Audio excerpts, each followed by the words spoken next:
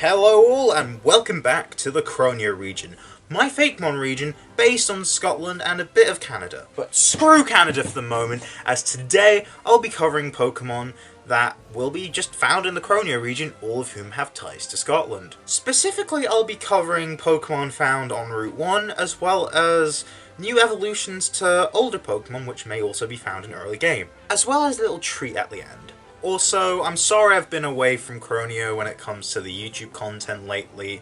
There were complications surrounding the video that was meant to go out last month. Don't know when that's going to come out. But I have been active on my Instagram. So if you want to have your Croneo fix if anything like that happens again, check out my Instagram and you'll see some designs that have not been posted to YouTube yet. But now, let's get into some Scottish Fakemon. Let's start with the Route 1 normal type mammal. They tend to be rodents like Rattata and Squovit, but sometimes aren't, like Zigzagoon, which is actually based on a dog, and Bunnelby, as rabbits are not rodents. Considering how they revealed the chonk, that may also fit into this category, and pigs aren't rodents, but who knows if they'll introduce more or not. Who knows if Grafii is also going to be the one considered to be the regional rodent of the Paldea region. Anyways, I'm getting sidetracked. Hedgehogs are also not rodents, but often get confused with them, and they're super popular in Scotland. I don't mean in the big population way, but quite a few do live here. I'm meaning people love hedgehogs. Meet Hedgie, whose line I commissioned an artist astray on Instagram for. The name comes from hedgehog, obviously, but also comes from tangy, which is spelled one of these two ways you see on screen, which is also a Scottish myth, but not exact to what the evolution is based on, but I'll get to that later. But the name is also a cute nickname that you'd give a hedgehog. Speaking of cute, this thing is adorable! Now, despite what Sega have been promoting for decades, hedgehogs are actually pretty decent swimmers. They're not phenomenal. Put them in too much water and they can still drown. But compare that with the most famous hedgehog in fiction, with his aversion to water, and you can see that that's not an accurate portrayal. I did want to add some watery elements, although neither it nor its evolution will be water type. So I did base it loosely on a tangy, a sea spirit from Orkney and the Shetland Islands mythology. Anyways, Hedgie's shiny is blue to reference the connection to water, and also Sonic the Hedgehog. Look, if I had a Pokemon based on Samus from Metroid, I can have a shiny vaguely reference Sonic. Hedgehogs appear as fae-like guides in fairy tales, but also kinda evil in more Christian stories. So, a fairy creature with ties to Orkney and the Shetland Islands that has connections to water and can be seen as malevolent. Isn't that just a Tro? Before I get into what a Tro actually is, meet Hedgerow, the name coming from hedgehog and Tro or Dro, but there are different spellings and pronunciations of Tro as well. The two I just mentioned and the ones on screen are what inspired the name, but I'm going to continue saying Tro as that's the most common way to say it. Tros are mischievous little fairy creatures that also come from Orkney and Shetland Islands folklore. Hence the new fairy typing. Sometimes they live on land, sometimes they live in the sea, which makes me want to have Hedgerow as a rare encounter in water-based routes, specifically island-based ones. This line would learn many water-type moves as a result, although I'm not sure about Surf itself because of the spiny back. Anyways, Tros are basically the Scottish equivalent of trolls. Another element that cements the connection to the evil one is the hand gesture. I was debating having this be normal water instead of normal fairy, and when the art got made, my pitch to the artist was that it was normal water. Therefore, it is doing the shaka sign, which is a traditional hand gesture for Hawaiian surf culture. So maybe it should learn surf after all? The shaka sign is commonly confused with the sign of the horns, which has so many different meanings. Some good, some offensive, some punk, and not too uncommonly seen as of the devil, aka the evil one. So the art still works on both levels. One last thing that makes this design all work together is that both hedgehogs and Tros are nocturnal, making all of these concepts blend together into one coherent idea. You can even evolve it at night. Look, if Yungoos can evolve at level 20 in the daytime only, Hedgie can evolve at level 20 in the nighttime only. Also, the shiny kinda references Supersonic. Yeah. To round off these two, I've got to mention a non-visible aspect of their design that would appear in the lore somewhere. So, there'd be a story where a hedgie walked 500 miles. And then when it evolved into a hedgerow, it walked 500 more. Just to be the mon that walked 1,000 miles to fall down at your door. Yeah, that song, I'm Gonna Be 500 Miles, is by Scottish rock duo The Proclaimers. The funny thing is, if you walked 500 miles from Scotland, you could still be on land, but if you walked 500 more, you'd be in the sea somewhere. Which works with the very watery theme of this non-water type. Is this dumb? Yeah, but I do still think this is something fun to share and include as part of this Pokemon. If you couldn't tell from some previous designs, there are plenty of birds in Scotland. I've already used the Peregrine Falcon and Golden Eagle, so what else? Well, did you know that the Scottish crossbill is the only terrestrial vertebrate endemic to the UK, which means that it can only be found in the UK and nowhere else. And it is the only species of that description in the UK. It's found in the Caledonian forests in Scotland. Crossbills are named as such due to their crooked beak. If we take a detour to look at the Scottish flag, it's blue with a white cross on it, known as the Saltire, or St Andrew's Cross, known as such due to St Andrew presumably being crucified on a cross of this shape. So I kinda made another pun-based mon. Meet Crossbill, spell as Xbill. Either pronunciation's actually fine. I got Cosmic Fakemon for this line. Following the trend of early game birds having simple names based on the, or at least one of the birds of origin, here it's just the name Crossbill, but spelt with an X.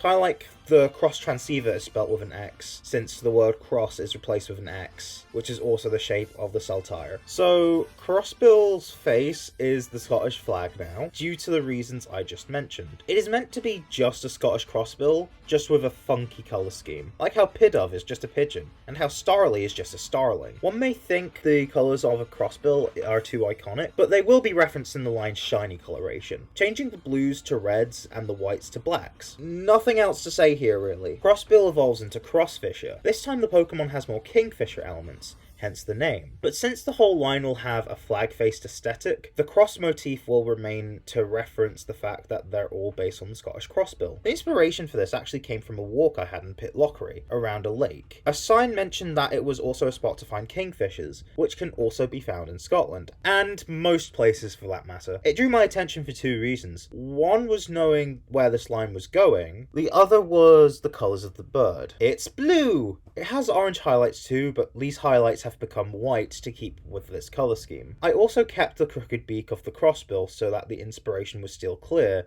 It won't appear in the final stage because it didn't quite work, but it worked here, so yeah. It felt like the perfect middle stage candidate, and I'd say my feeling ended up being correct. So when researching what I could base the final stage of my bird on, due to the first two stages being based on smaller birds, I found a mythological bird from Scotland called the Boobry. So I called this mon Crossbury, to fit more in the ongoing theme of the Saltire for its bill. It's a shapeshifter. I don't think I'll give it imposter, but Protean seems like it'll fit just fine. Due to the fishing theme I've already got, and it'll make it a great hunter. The fishing theme works, as the Boobry is a water bird. A malicious one too, as it was said to prey on livestock on merchant ships. So it learned plenty of dark type moves too. Boobrys were thought to resemble common loons and cormorants. So I like to think this is a fairly close relative to Cramorant. But Cramorant wasn't part of any of the inspiration for this line. I let the artist know, but it wasn't part of the brief. What was part of the brief was the fact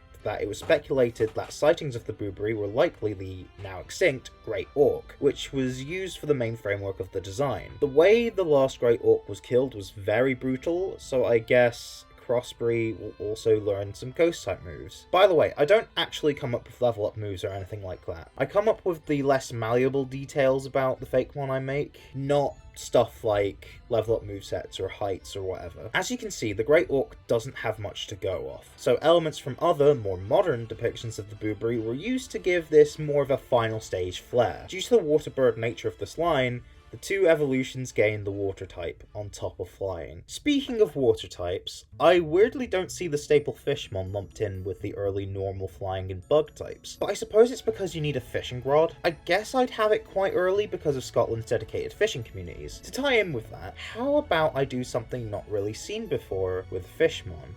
A baby fish, also known as Fry. Meet Fryak, the first baby Pokemon of the Kronia region. I got Dalara region to do this line. The name comes from Fry and kayak. It's a little baby fish. But why is it also named after a kayak?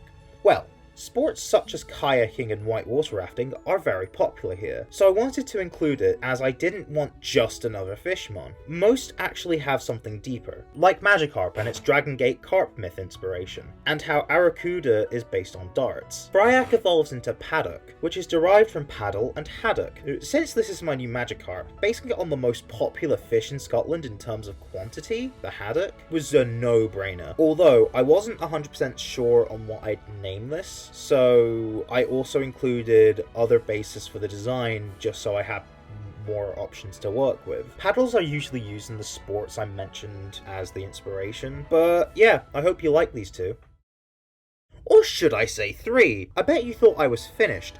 Oh fools that you are, as I have decided to break convention and have a third stage. When leveling up Paddock at Loch Ness, it will evolve into Nesscade, which is a portmanteau of Nessie, the name of Scotland's most famous cryptid, whose own name derives from Loch Ness, which is where the location Loch Ness is actually based on, and Cascade, to try and keep with the rapid theme. But yes, Nesscade, as you might have guessed, is pretty much exclusively based on the Loch Ness monster. There's no real development on the rapid theme I wanted to go for here, however, the artist did use those elements and just make more of it. I would say turning a fish into the Loch Ness monster is a meaningful development. What I wanted was for the first 2 stages to trick people into thinking it's something like Arrokuda and Barraskewda, when in reality the final stage is actually a Gyarados and Milotic situation. Now, if you're wondering why the location is called Loch Ness, not only does it sound like its real-life counterpart Loch Ness, but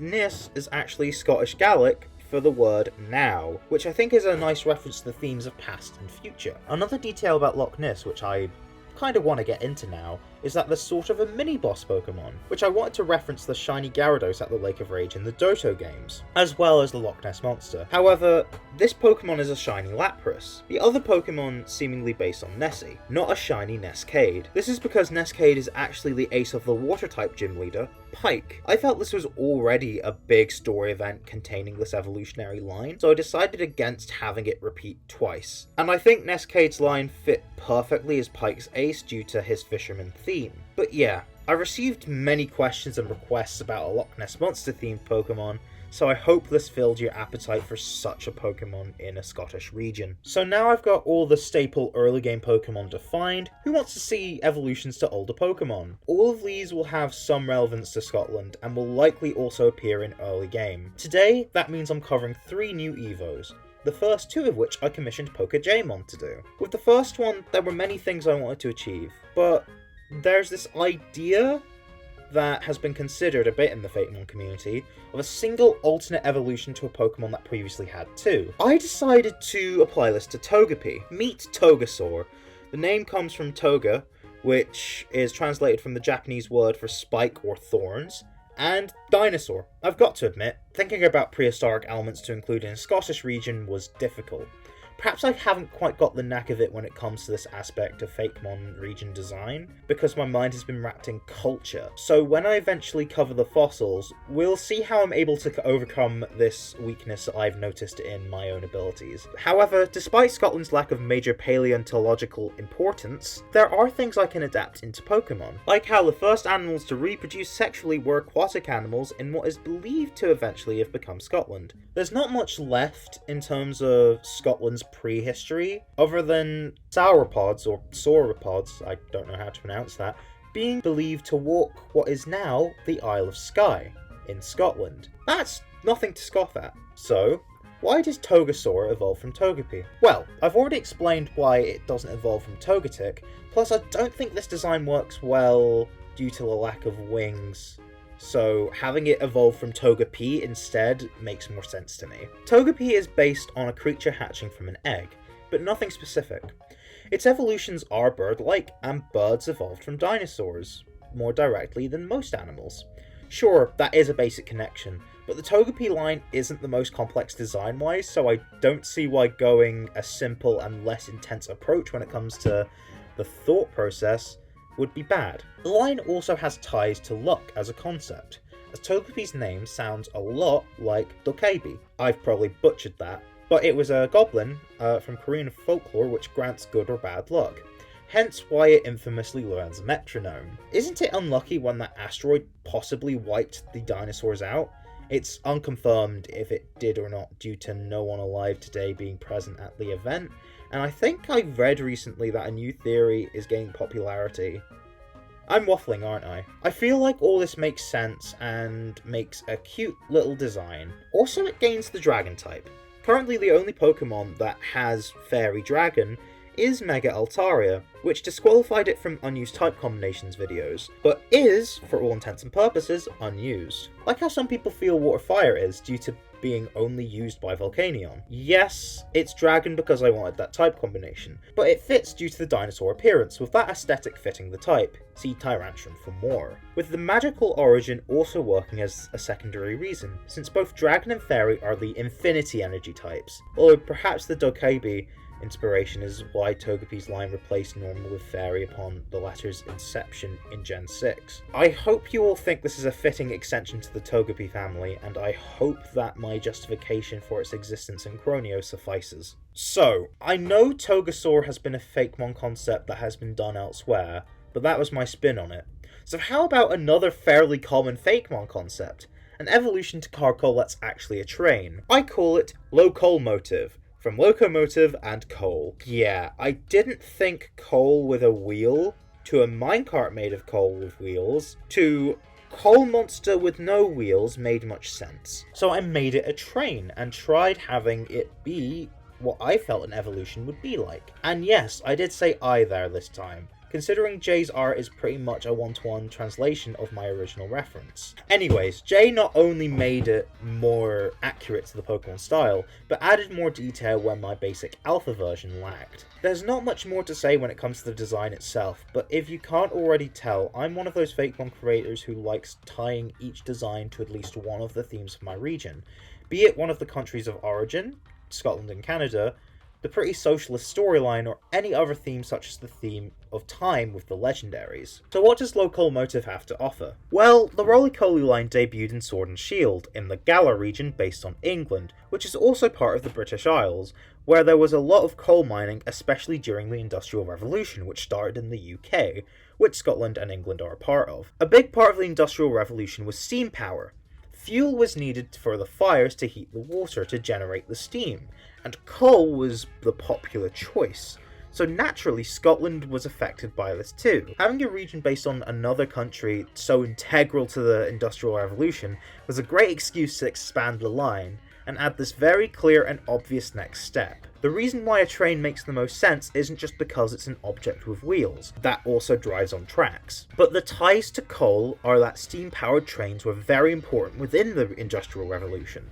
Not only was it a new form of transport, but the fastest of the time it was introduced, and it popularised things such as commuting to work being an option, so that you didn't have to live in the city and inhale its smoggy air all the time, and also introduced the idea of going somewhere else in the country for a holiday. Both things that were both good for the people and boosted the economy a bit. Not just through growing the rail industry, but through trading food across the country, as well as spreading news via newspapers that may have been available on the train for those who were able to read, which boosted knowledge of current affairs. Fossil fuels are problematic these days, for good reason, by the way. The planet is dying due to our historic reliance on them, but without the use of coal, our way of life would have been different.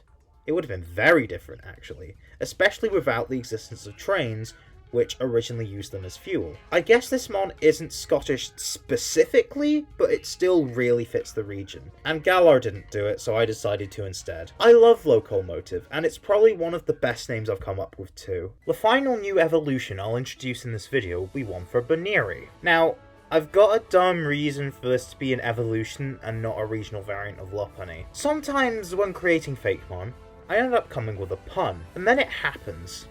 This was the case here. I think the idea is very solid and I am excited to share. Meet Hogmunny. My partner, Dracula Fakemon, did the art for me. The name is derived from bunny, like Locoalmotive is, but also the word Hogmunny, which is the Scottish celebration of New Year's Eve. New Year's events involve fireworks, and in Stonehaven, in particular, there's a tradition of swinging fireballs. And in recent years, there have been more attractions involving the manipulation of fire called firepoi, or fire performances. So if you couldn't already guess, it's part fire type now. And it evolves using the fire charge on the special rod, because pun. I have more details about this evolution method in my first unused type combinations video and on Instagram story highlights. Now, even though this idea did come to mind as a result of a pun, there's more running deep through here. Even though aspects of Hogmunny make this fire type, I still wanted it to be normal for a few reasons. Firstly, I think this fits with the line's established type history, since Locoalmotive gained the fighting type on top of normal, instead of simply replacing it. So I use the same logic here. Secondly, normal still works since it's an annual event. Sure, that's kind of dumb logic. It's like making a Halloween themed mon or a Christmas themed one, and making it normal type for that reason. It's weak, but it still makes some sense. But there is a third reason. Music. I'd say music is more integral to the celebration of Hogmunny than any other major holiday celebrated by most of the population of Scotland. Sure, there's Christmas songs too, a lot more of them actually, but music isn't really tied to Christmas itself. It's more tied in a supplemental kind of way. You think about music when you think of Christmas, but you can think of the holiday without it. The passing of one year to the next itself isn't musically tied, but the festivals in Hogmunny involve pipe and drum bands, which I certainly can't imagine not being there. So yeah, normal is the sound type, that's why normal also works. One more thing to mention about the Hogmunny inspiration. You could see the celebration almost as new beginnings. Another holiday that does that is Easter. Not to say that this has anything to do with Easter, it's mostly that rabbits are a symbol of said holiday due to their, let's say, multiplicative property, which ties into the new beginnings aspect of that holiday. So I felt it fit to have this be a rabbit Pokemon, which worked with the pun. So why Bunnyary and Lopunny specifically? I mean, yeah, it's a pun, but I wanted the design to fit. And I think a way to make it interesting is not to make an evolution, but more a masculine split evolution. Kinda like Gardevoir and Gallade, except it's not gender locked. Either gender can evolve into either form in this case. Lopunny is referencing rabbits as a, okay, I'm just gonna be non-advertiser friendly and say how it is, a sex symbol. Unless if you're a younger viewer, then you've probably heard of Playboy bunnies. Also, a design detail about Mega Lopunny is that it's based on 80s fashion, and in particular outfits from aerobic workout videos from that decade. I bring this up as I was gonna have a Mega for Hogmunny as well. I since scrapped Megas as a mechanic due to many factors. I still feel like thinking about this 80s connection in the line is worth it. Since aerobic workouts and Playboy bunnies are femininely presented, I wanted something masculine from the 80s. So the cool dude attitude and just the general pose feels very much like an 80s protagonist. The fur was also balanced in the design to make it feel right, but different to Lopunny. Also, the fur is on fire because, I mean, it's fire type, what do you expect? Although, I feel like the overall colour scheme does work to convey the fact that it is still a normal type. Also, there are some blue accents instead of pink accents. There are blue accents instead of pink accents because of the stereotypical boy and girl colours, with the masculine design of Hogmunny and the feminine design of Lopunny. But yeah, I hope we did an addition to this line justice. I made the hot bunny literal. I guess I made Flint's Lopunny make sense retroactively. So, all of these Pokemon so far are found in, or evolutions of Pokemon found in, the early game. Although early game dark types are a thing, I didn't conceptualize this Pokemon with that in mind, since the evolution method is level 50 at night. The base stage also has a base stat total of 420, which is fairly high for an early game Pokemon. So I'd say this one's encounterable after, let's say, 4 badges at the earliest. So why am I talking about it now? Well, I realised this video was going out in October, and I feel like talking about it now to tie in with Halloween. Also, it's one of the ideas I got most excited to get commissioned. So what could possibly work with Halloween? Vampires! Did you know that although the author, Bram Stoker, was Irish, and the concept of the title character is a combination of a Romanian myth and a Romanian historical figure, Dracula was primarily written in a small town in Scotland. The town is now called Cruden Bay, and Stoker stayed there every year throughout the 1890s while writing Dracula. The town influenced his works in general, and the nearby castle, Slane's Castle, was referenced by having some of its features being descriptors of Dracula's castle. So yeah, I'm doing a Dracula Fakemon. Meet Dracula and Nosferatu, Dark Flying and Dark Ghost respectively. I commissioned Fungus Fakemon for this art. Dracula comes from Dracula and pup, which is what a baby bat is called, and Nosferatu is a portmanteau of Nosferatu, the Romanian word for vampire, and also the name of an unofficial film adaptation of the original Dracula novel, as well as bat, because it's a bat creature. Dracula's design is based on the pop culture representation of vampires transforming into bats. Since I knew I wanted Nosferatu to be humanoid in design to evoke Dracula himself, I felt like it made the most sense to have the base stage be just a bat. It's surprising that we've also not had any dark-type bat Pokemon before. Because this is a regular bat, no bells and whistles,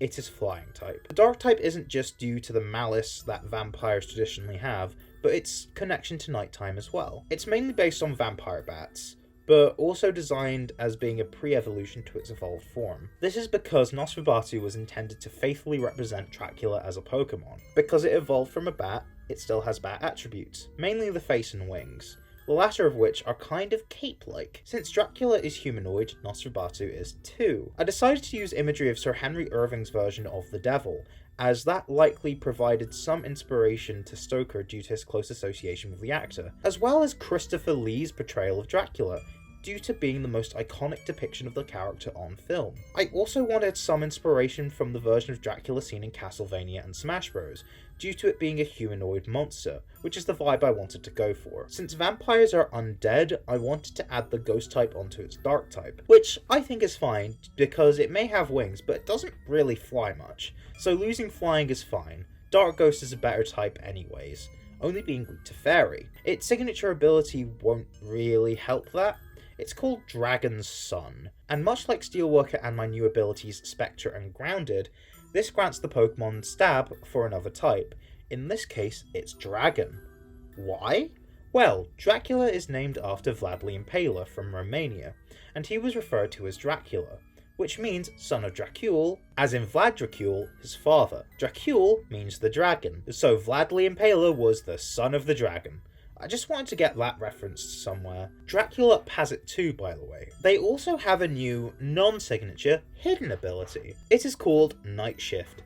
It doubles either attack or special attack while at night. Which stat it doubles is random, and it has no effect during the day. I have a Pokemon coming up that also has this ability, but Nosferatu was designed around it. I had to nerf both the Pokemon and the ability to make it work. It got too powerful. The colour scheme for both is black and red. Black is clear due to the vampiric association with the night and the colour black, same for bats, and to represent the dark type. But it's also because this line is the Ace of Brook, who I might as well reveal now will be the dark type gym leader. I could even see Dracula being a comedic little character in the anime alongside Brook and Snom, who Brook would also have in a hypothetical Croneo anime, and in-game as one of the Pokemon that would follow her around. Also, during battle, her Nosferatu has Night Shift, and the battle will always be at night. And she'll have strong physical and special moves to make the most of it.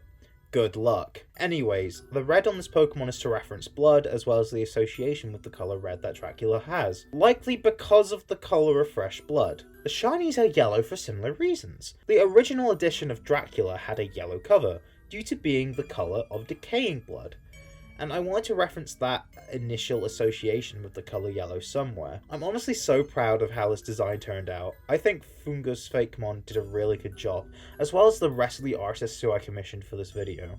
So I hope you liked all these Fakemon. Would you use any of these on your teams? Comment down below, because I'd love to find out. Remember to like, comment, subscribe, and share, and ring the notification bell so you don't miss another upload. I also have a Patreon. I recommend checking it out. I post exclusive content there, as well as other rewards for the higher tiers. And I'll see you next time, either for the second unused type combinations video, or a video all about regional variants. It'll be one of the two. Don't know which one yet, but that'll be the next Croneo video. So I'll see you then. Take care now.